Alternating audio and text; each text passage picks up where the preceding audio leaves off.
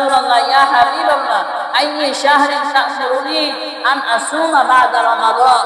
হে আল্লাহর হাবিব, হে পয়গম্বরে আরবি, রমজানের পরে আপনি আমাকে কোন মাসে রোজা রাখার আদেশ দিবেন, নির্দেশ দিবেন? তখন রাসূল কারীম সাল্লাল্লাহু আলাইহি ওয়াসাল্লাম ওই ব্যক্তিটাকে উত্তরে বললেন, ইন কুনতা সাইমান বা'দা শাহর রমাদান ফাসুমিল মুহররম। তুমি যদি রমজান মাসের পরে অন্য কোন মাসে নফল রোজা রাখার কি করে ইচ্ছা পোষণ করো, তাহলে তুমি কোন মাসে রোজা রাখবা?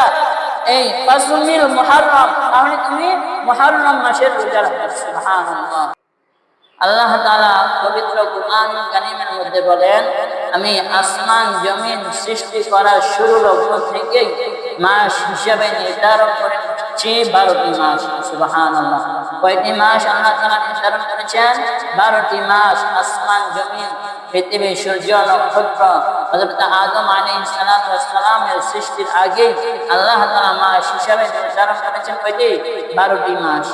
তার মধ্যে 4টি মাস সম্মানিত। কয়টি মাস? 4টি মাস। এর মধ্যে আবার সম্মানিত একটি মাস, সেটি হলো মুহররম মাস। সুবহানাল্লাহ। আল্লাহ তাআলা কুরআনুল কারীমের মধ্যে বলেন, ইন্না ইদ্দাতাশ শুহুরি ইনদাল্লাহি 12 শাহরা ফি কিতাবিল্লাহি ইয়াওমা খালাকাস সামাওয়াতি ওয়াল আরদ ইয়াওমা খালাকাস সামাওয়াতি ওয়াল আরদ মিনহা আরবাতুন হুরুম। সুবহানাল্লাহ। আল্লাহ তাআলা বলেন, নিশ্চয় আমি মাস হিসেবে আমি চন্দ্র সূর্য গ্রহ নক্ষত্র সৃষ্টি করার পূর্ব থেকেই আমি মাস হিসেবে নির্ধারণ করেছি কয়টি? 12টি। মিনহা আরবাতুন হুরুম, তার মধ্যে 4টি মাস সম্মানিত। এক নাম্বার হচ্ছে, সবাই আমার সাথে বলবেন, এক নাম্বার হলো মুহররম মাস। কোন মাস? মুহররম মাস। 2 নাম্বার জিলকদ মাস। 3 নাম্বার হচ্ছে জিলহজ। 4 নাম্বার হচ্ছে রজব মাস। সুবহানাল্লাহ। এই 4টি মাস আল্লাহ তাআলার কাছে কি সম্মানিত। এই 4 মাসের মধ্যে আবার সম্মানিত একটি মাস হলো মুহররম মাস। এই মুহররম মাস আমাদের মাঝে আগমন করেছে। সুবহানাল্লাহ। এই মুহররম মাসের আজকে হলো 3 তারিখ। এই মুহররম মাসের মধ্যে আল্লাহ রাব্বুল আলামিন দুনিয়ার মধ্যে অসংখ্য অগণিত ঘটনা আল্লাহ তাআলা ঘটিয়েছেন। সুবহানাল্লাহ। এই ঘটনাটি হলো হযরত মূসা আলাইহিস সালামকে আল্লাহ তাআলা ফেরাউনের বাহিনীর হাত থেকে আল্লাহ তাআলা মুহররমের 10 তারিখে মুক্তি দিয়েছিলেন। সুবহানাল্লাহ। আল্লাহর হাবিব সাল্লাল্লাহু আলাইহি ওয়াসাল্লাম হাদিসে পাকের মধ্যে বলেন, আন আবি হুরায়রা রাদিয়াল্লাহু তাআলা قال النبي صلى الله عليه وسلم হযরত আবু হুরায়রা রাদিয়াল্লাহু তাআলা আনহু থেকে বর্ণিত, রাসূল কারীম সাল্লাল্লাহু আলাইহি ওয়াসাল্লাম ফরমান, আফজালুস সিয়াম বা'দা রমাদান শাহরুল্লাহিল মুহররম। আল্লাহ হাবিব সাল্লাল্লাহু আলাইহি ওয়াসাল্লাম হাদিস শরীফের মধ্যে বলেন, রমজান মাসের পরে সবচাইতে উত্তম রোজা হলো আল্লাহ তাআলার মাসের রোজা, সেটি হচ্ছে মুহররম মাস। সুবহানাল্লাহ। আল্লাহর নবী বলেন, রমজান মাসের পরে যদি কোনো ব্যক্তি নফল রোজা রাখার ইচ্ছা করে, তাহলে সে যেন কোন মাসে রোজা রাখে? মুহররম মাসে রোজা রাখে। এই মুহররম মাস হচ্ছে আল্লাহ তাআলার মাস। সুবহানাল্লাহ। মাস তো সবগুলাই আল্লাহ তাআলার মাস। আল্লাহ তাআলা কেন এই মুহররম মাসকে নিজের মাস বলে আখ্যায়িত করেছেন?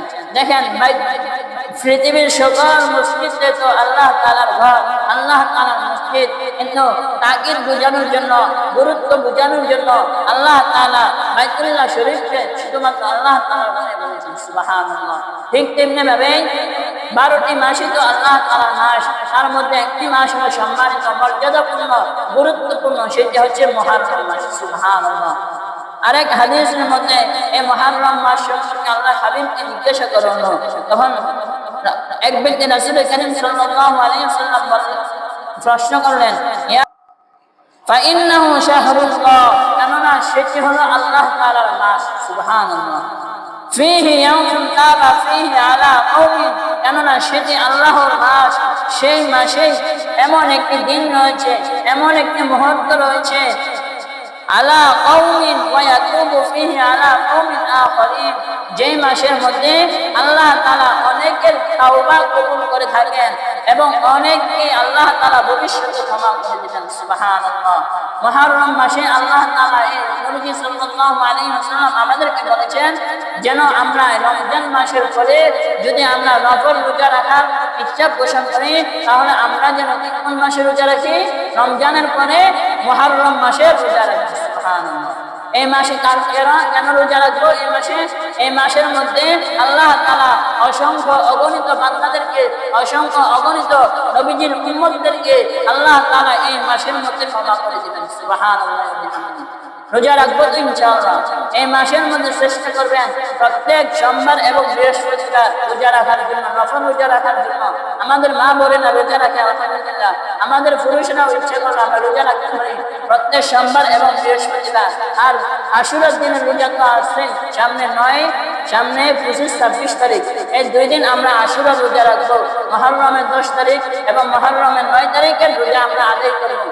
নবীজি সাল্লাল্লাহু আলাইহি ওয়াসাল্লাম এই আশুরার রোজার ফজিলত বর্ণনা করতে গিয়ে তিনি বলেন, রাসূল কারীম সাল্লাল্লাহু আলাইহি ওয়াসাল্লামকে এক সাহাবী এই আশুরার রোজার ফজিলত সম্পর্কে জিজ্ঞাসা করা হলো। তখন রাসূল কারীম সাল্লাল্লাহু আলাইহি ওয়াসাল্লাম বললেন, সুইলা আন সাওম ইয়াউম আশুরা ফাকালা ইউকাফিরু সানাতাল মাদিয়া। সুবহানাল্লাহ। হযরতে নবী করিম সাল্লাল্লাহু আলাইহি ওয়াসাল্লামকে আশুরার রোজার ফজিলত সম্পর্কে জিজ্ঞাসা করা হলো।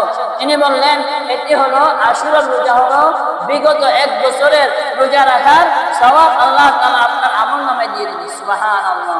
1 বছরের রোজা রাখার সওয়াব আপনার আমলনামায় আল্লাহ রাব্বুল আলামিন দান করবেন। সুবহানাল্লাহ।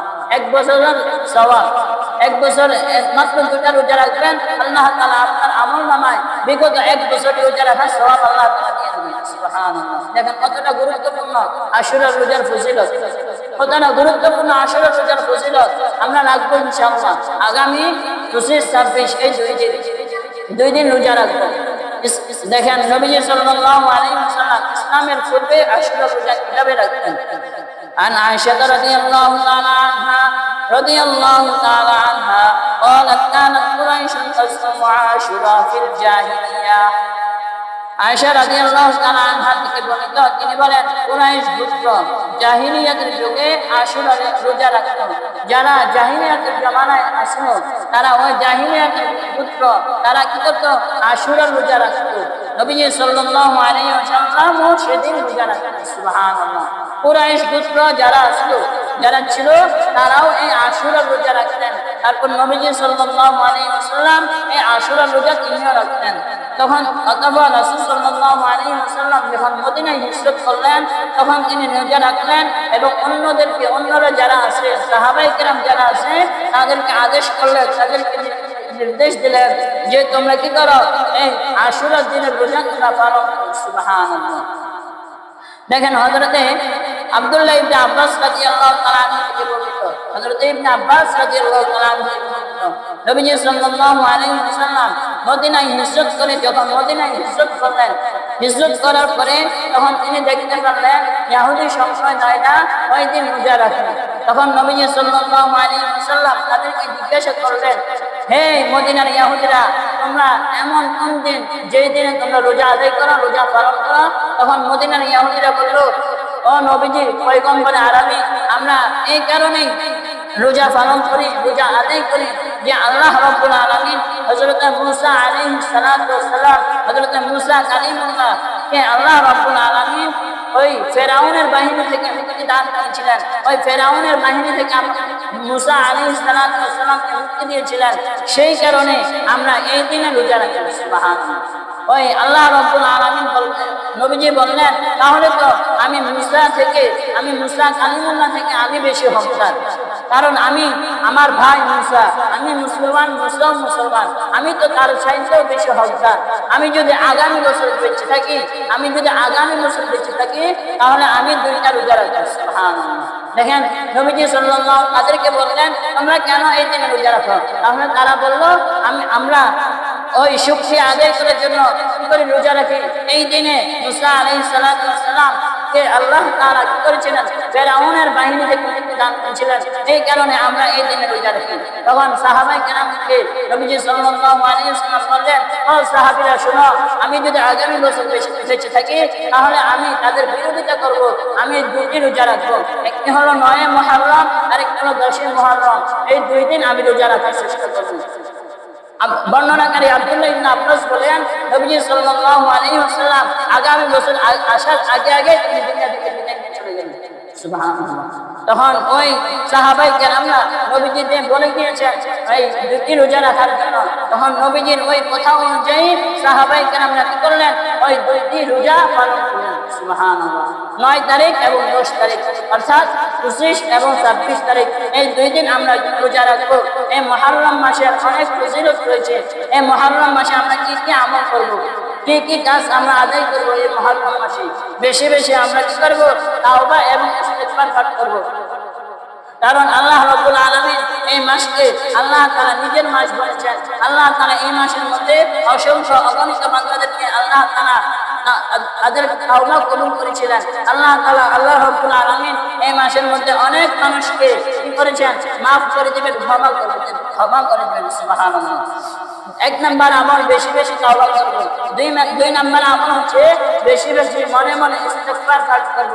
আল্লাহ রাব্বুল আলামিনের নিকট বেশি বেশি তাওবা ইস্তিগফার পাঠ করব। ইস্তিগফার হচ্ছে সুবহানাল্লাহ, আলহামদুলিল্লাহ, আল্লাহু আকবার, লা ইলাহা ইল্লাল্লাহু আল্লাহু আকবার ওয়া লিল্লাহিল হামদ। এই তাসবিহগুলো বেশি বেশি আমরা মনে মনে আদায় করব। এই তাসবিহগুলো বেশি বেশি পাঠ করব।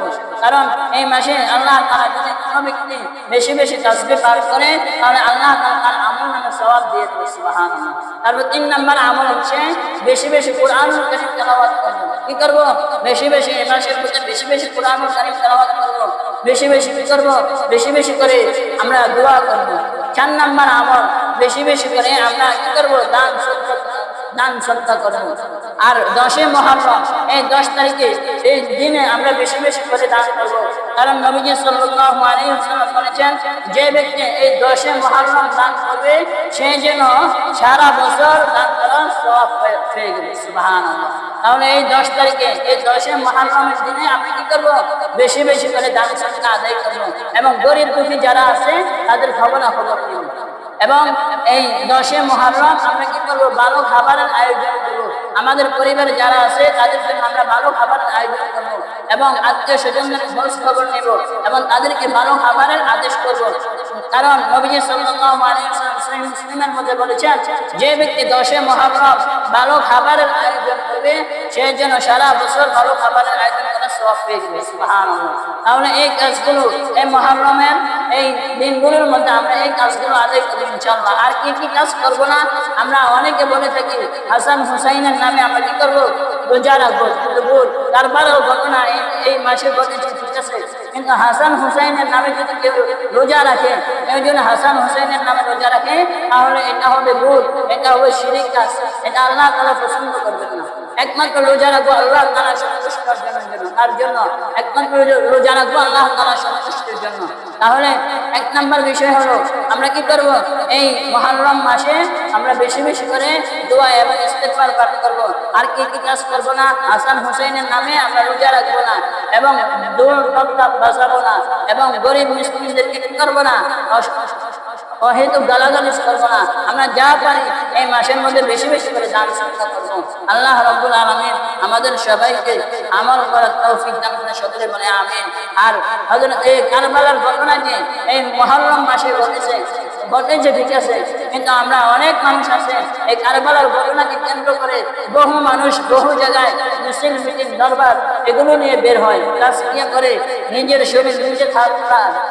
এমন অসংখ্য মানুষ আছে, এগুলো করা শিরক, এগুলো করবেন না। আল্লাহ রাব্বুল আলামিন আমাদের সবাইকে এই কথাগুলো বুঝার এবং আমল করার তৌফিক দান করুন। আর নবীজি সাল্লাল্লাহু আলাইহি ওয়াসাল্লাম 4টি কাজ কখনো ছাড়ছেন না। কয়টি কাজ? 4টি কাজ।